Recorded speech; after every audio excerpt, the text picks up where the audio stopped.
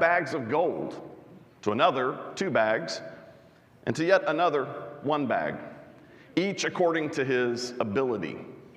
Then he went on his journey. The man who had received 5 bags of gold went at once, and he put his money to work, and he gained 5 bags more. So also the one with 2 bags of gold gained 2 more, but the man who had received 1 bag went off and dug a hole in the ground, and he hid his master's money. After a long time, the master of those servants returned and settled his accounts with them. So the man who had received 5 bags of gold brought the other 5. "Master," he said, "you entrusted me with 5 bags of gold. See, I have gained 5 more." His master replied, "Well done, good and faithful servant. You have been faithful with a few things. I will put you in charge of many things. Come and share your master's happiness." And the man with 2 bags of gold came, and he said, "Master, you entrusted me with 2 bags of gold. See, I've gained 2 more." And his master replied, "Well done, good and faithful servant. You've been faithful with a few things. I will put you in charge of many things. Come and share your master's happiness." Then the man who had received 1 bag of gold came. "Master," he said, "I knew you're a hard man, harvesting where you have not sown, and gathering where you have not scattered seed. So I was afraid, and I went out and I hid your gold in the ground. See, here is what belongs to you." His master replied, "You wicked, lazy servant. So you knew that I harvest where I have not sown and gather where I have not scattered seed. Well then, you should have put my money on deposit with the bankers, so that when I returned, I would have received it back with interest. So take the bag of gold from him and give it to the one who has 10 bags. For whoever has will be given more, and they will have an abundance. Whoever does not have, even what they have will be taken from them, and throw that worthless servant outside into the darkness where there will be weeping and gnashing of teeth." This parable is part of a series of teachings here in this section of Matthew. And kind of the key idea in this section of teachings is this idea of being prepared. And specifically, as you look through these stories that Jesus tells, the teaching really focuses on being prepared for Christ's return. One of the kind of framing things that Jesus says, it helps us understand the whole deal, is back 1 chapter. If you just want to look, you keep your passage there in Matthew 25, because that's where we'll be camped out. But look at Matthew 24, verse 44. Jesus says, "Therefore you also must be ready, for the Son of Man is coming at an hour you do not expect." So to stress this idea of being prepared and being ready, Jesus tells a few stories, and this story that we just read, this parable, is one of those. So in this particular story, we can easily see that the key point, just think about what would, if you had to sum it up in one word, I think the idea of stewardship is probably the best, one-size-fits-all word for this. I think that's the key point that Jesus is trying to stress. So again, the details kind of play that out. You have this master, and he entrusts his servants with a significant amount of wealth, a significant amount of his money, 5 bags, 2 bags, 1 bag of gold. Your translation may say talents. And sometimes that can be a little confusing for us because we use the word talent today to describe, like our natural abilities. We've talked about that a few times here. But in this translation, they just said, let's go ahead and move it over, because what Jesus is saying really has nothing to do in this story. It's not about, I gave you a bunch of, abilities and talents and you less. It's about the financial side. A talent is a unit of currency in the ancient world. So bag of gold, we understand that, all right? So the master gives these servants some of his wealth. He entrusts that to them, and his expectation is kind of implied, right? He expects them to be good stewards of what they've been given. He entrusts his wealth to his servants, so they'll use his money to make money. So it's a pretty simple concept, right? And so each of these first two servants, they get to work. And by the time their master returns, what have they done? Well, they've earned a 100% yield on his investment and his wealth. That is pretty incredible, you know? And as you read through this, it's clear those servants, they demonstrated faithful stewardship. That's why they are praised, good and faithful servant, right? And so the master is pleased. The boss praises them for what they have done. And then we get to this third servant, and what does he do? He tells the master that instead of using his money to make money, what he did is he buried the treasure. Instead of investing somewhere, instead of allowing you to at least draw interest at the bank, he says, I just took your money and I buried it in a coffee can out in the backyard, And so here it is. This is what you gave me a long time ago. This is the exact amount. I give it back to you here. And it's obvious in the way Jesus tells the story and what the servant says and the master says. We're supposed to see this as a real wasted opportunity. It's a wasted opportunity here. And so you read this and we might think, why? Why would this servant do this? At the very least, look around, buddy, and see what everybody else is doing and do what they're doing. But he doesn't. And he admits his reasoning in verse 25, if you want to look back at it. He says, I did this because I was afraid. And I went out and hid your gold in the ground. The servant was afraid to use what the master had entrusted him with. One of the biblical words for fear, one of the Greek words, is the word phobos. We use this word, or at least a version of that, even today, don't we? We talk about someone who has maybe a deep-seated fear. They have a phobia. And so it's the same, root word. That's the word that is used here. When the servant says that he's afraid, he's saying, like almost literally, I'm phobic. I'm very fearful. I'm frightened.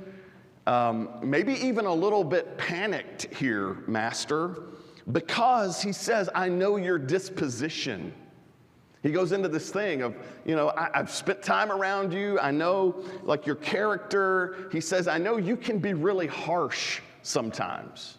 And you can be really cruel at times because you're the kind of guy who harvests fields that you yourself didn't plant. You go and you harvest other people's crops, the ones that you didn't even plant, This guy's kind of a bully, right? That's sort of a shady thing to do. And at this point, as we're reading the parable, we have to say, okay, this master isn't like a 100% parallel to God. Sometimes that causes us a little bit of friction because we're like, okay, the master is clearly supposed to represent God, but now he's doing this kind of shady thing, and he doesn't even deny it in the story. Well, he's not a 100% parallel to God, okay?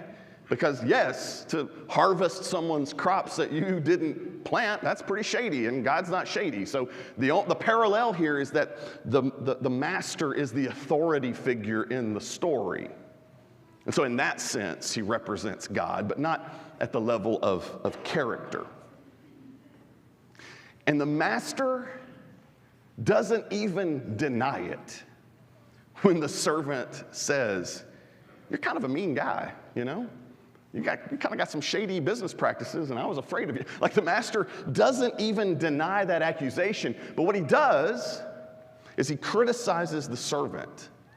for being wicked and lazy. If you dig into that word lazy, I kind of like, okay, let me just sort of dig into that word a little bit. And a lot of Greek scholars point out that that's not the best word in English to translate what this word means in Greek. A lot of Greek scholars say that that word lazy more precisely conveys a feeling of being timid, being kind of hesitant. It has a sense of like shrinking back into being passive, which is a little different than just outright laziness. I don't want to do that. No, there's like a feeling driving that, okay? So he's timid, he's passive, he's hesitant, and yet that is what leads this servant to being reprimanded and condemned. So here's the point I want to emphasize from this part of the story today, okay? It's not that the servant did something wrong. That's not why the master is upset at him. It's not that he invested in something. Man, I thought this was a surefire thing, and I just misfired. So I thought it was a solid investment, sir. But I lost all your money. No, it's not like he made some sort of mistake, some sort of tactical error. It's not that he did something wrong. It's that he did nothing. That's what draws the ire of the master. Sometimes fear of making a mistake is the mistake, Sometimes being so fearful and so afraid of like, man, what if I get it wrong? What if I step out and I do it wrong and I fumble and I lose it? Sometimes that is the mistake. You see that? Because that fear can be so controlling and so paralyzing. And in this case, it causes this third servant to go out and bury the master's treasure. And I would say to you that buried treasure doesn't do anybody any good. Buried treasure doesn't do anybody any good, in the moment. And some of you think, well, if you discover it 1,000 years later, yeah, right, okay, I'll grant you that. But in the moment, the buried treasure doesn't accomplish the master's purposes here. The servant, he's an instructive example for us. Because in his fear, he does nothing. Fear is clearly one of those things that will keep people from using the gifts that God has given them. And instead of stewarding those gifts in a way that honors God, a lot of times that'll lead us to just go out back and bury that gift, And I think that's one of the main reasons that people choose not to use their gifts for God's glory. So in this part of the message today, I would say if that resonates with you, then I hope this parable would inspire you toward greater confidence, in using whatever bag of gold it might be that the Lord has given you. I hope this series has made you a little more confident in putting yourself out there and using your gifts, not in like a compulsory or obligatory way, but to do that as an act of faith. Okay, to trust that if God has given me this gift, then he will also meet me there when I try to use that gift, and he'll open up, a door of opportunity. He'll give me what I need to deploy that gift for the sake of the kingdom. So if that resonates with you, then I hope that faith would win out in that battle of faith and fear that's going on in your heart. But there's another piece of this that comes to my mind, a question that I've wrestled with this week as I've read through this passage, getting ready for this morning. And that question is this, what else keeps people from using their gifts? Fear, very clearly, We could preach more of that sermon if you wanted to. We can talk about how fear can control us and all. But the question that comes up for me is, okay, what else is out there? What other things keep people from using their gifts? What other reasons might people have for burying their treasure, the gifts that God has given them? And maybe think of a few, How does that work in your life? What about the people that you know at a very intimate level? if they were to answer that question, what do you think they would say? What keeps people from using their gifts? And I can think of several, and for the sake of time, today I just focus on one as we wind down this time of teaching. I'll focus just on one here, because I believe it is also one of the most important reasons that people don't use their gifts.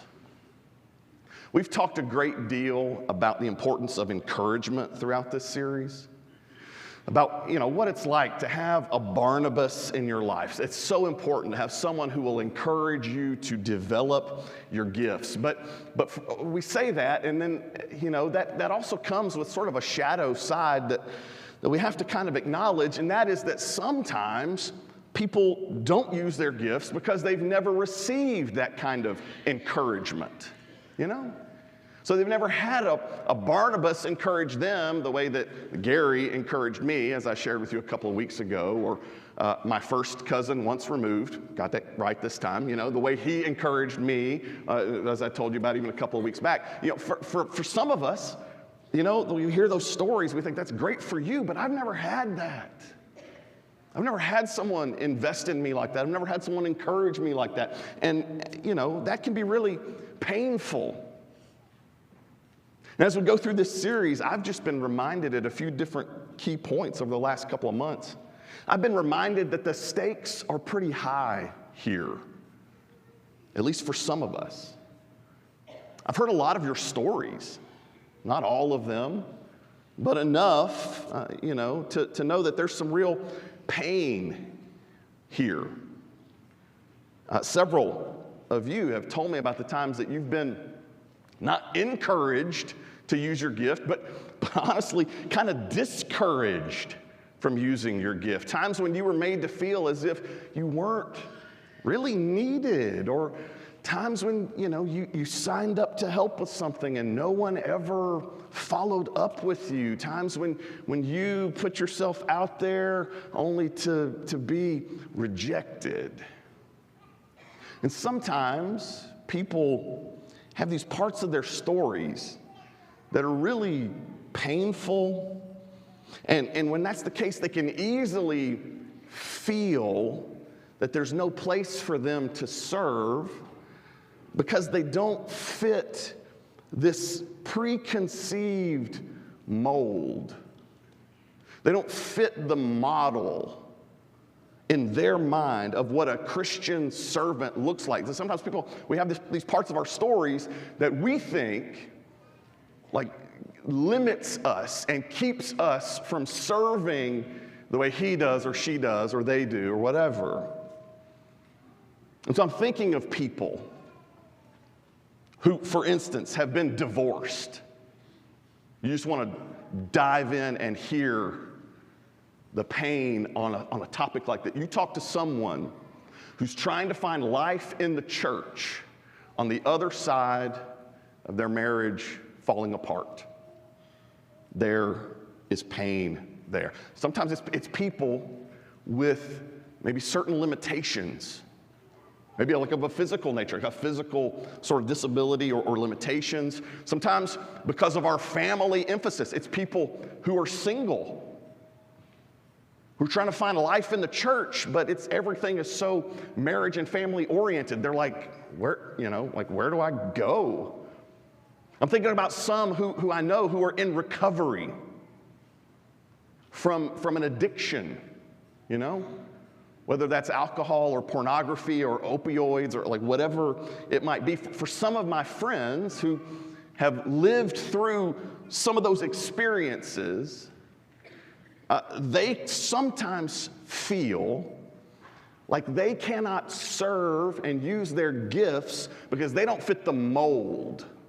And we're not trying to communicate that with any of this, but that's what they hear. That's what comes up for some of us in these conversations, And honestly, the church at large, okay, just the church in the big picture, the church has sometimes reinforced that view. I've heard from several people over the years I've been doing this a long time. I've heard from a lot of people over the years who've been made to feel as if they just really didn't have a place in the church because of those certain parts of their story. And instead of receiving that kind of encouragement we've been talking about over the past few weeks, they've been discouraged from using their gifts. And that can be really heartbreaking. And in parable form, their story would be something like this. A master was going on a journey, and he called his servants and entrusted them with his wealth. And he gave the first servant many powerful gifts. And this servant used those gifts well. He was a great Bible class teacher. And people often marveled at his wisdom and his insight. He organized ministry committees and volunteered to drive the bus on all the youth retreats. He also played shortstop on the church softball team, which defeated First Baptist in the championship game last year. And his public prayers were like the Goldilocks bowl of porridge, just right. Not too short and not too long. People were even saying that he might be deacon material. And when the master returned, this first servant presented all of this to him, and the master said, "Well done, good and faithful servant." And to another servant, the master gave gifts of influence and charisma and energy. And she used her gifts really well. She organized the puppet show for Vacation Bible School every summer, and the annual coat drive for the homeless every winter. She attended every baby shower and bridal tea, and her casserole dishes were always empty at the end of every church potluck. She was even hearing that she was on the short list of potential speakers at the next area-wide Ladies' Day in the fall. And when the master returned, the second servant presented all of this to him, and the master said, "Well done, good and faithful servant." And there was a third servant, and the master gave him gifts as well. But this servant never used his gifts. And when the master returned, he asked, "Why haven't you used the gifts that I gave you?" And the servant said, "I tried, master, but these first two servants discouraged me from using my gifts. I tried leading public prayer, but the first servant told me I didn't use enough these and thous from the pulpit. I tried helping with the puppet show, but when I brought up a few new ideas, the second servant said, 'That's not how we do things around here.' And when I shared with my small group that I was a recovering alcoholic and that my DUI had cost me my marriage and my family, I wasn't allowed to serve on any committees anymore. So I assumed that you had no place for me, master, because there seems to be no place for me among your servants." And at this, the master turned to look at the first two servants, and he said, what do you think the master would say? Is that another "Well done, good and faithful servants"? Or would he have something else to say? One of the beautiful things about the gospel of Jesus Christ is that it isn't off limits to anyone. It is a kingdom for fishermen and Pharisees, for preachers and prostitutes, for tax collectors and sinners. In the first sermon Jesus ever preached, he said, "The Spirit of the Lord is upon me because he has anointed me to proclaim good news to the poor. He sent me to proclaim liberty to the captives and recovery of sight to the blind, to set at liberty those who are oppressed, to proclaim the year of the Lord's favor." In the Sermon on the Mount, Jesus said that his own kingdom was for the poor of spirit, for the persecuted, and for the reviled. He says it's a kingdom for the weary and the heavy laden. It's a kingdom for people like you and me. And once Jesus has his way with your heart, you are united with him, no matter what your story might be.